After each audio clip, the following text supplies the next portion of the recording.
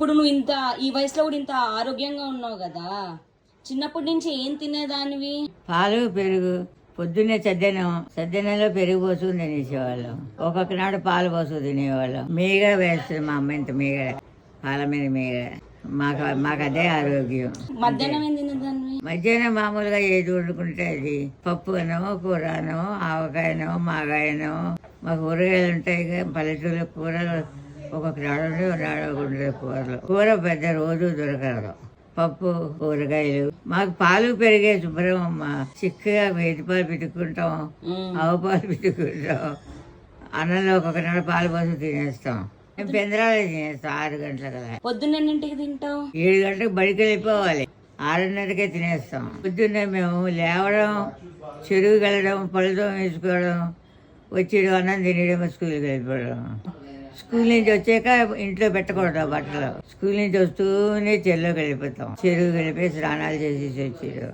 పల్లెటూరు కదా, ఆడుకుంటాం దినచర్య. చెట్లు ఎక్కి, జామలెక్కి, గడ్డి మేట్లు ఎక్కి, కొండలా ఉంటాయి మట్టి దిబ్బలు. ఆ మట్టి దిబ్బలు ఎక్కి అలా ఆడుకుంటాం. వాళ్ళ రోజున అందరూ చికెన్లు మటన్లు ఇవన్నీ తినాలంటున్నారు. చీచి అవి తింటే బలం అంట. మేమేం తినాలా? పాలు అన్నం, పెరుగు అన్నం, ఆడుకోవడమే. చికెన్లు, చేపలు, గీపలు మా వీధిలో కూడా రావు మకాయకి. నువ్వు స్విమ్మింగ్ చేసేదానివా చిన్నప్పుడు? స్విమ్మింగ్ చేయడం వల్ల నువ్వు ఇంత గట్టిగా ఉన్నావా? మేము ముందు బింది బుట్ట కింద పెట్టుకుని చేస్తాం.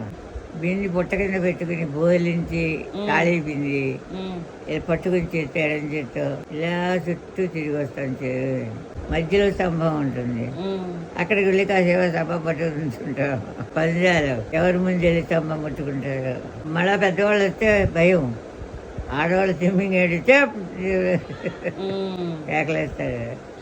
రాత్రి టైంకి పడుకునేదాన్ని మా అమ్మ.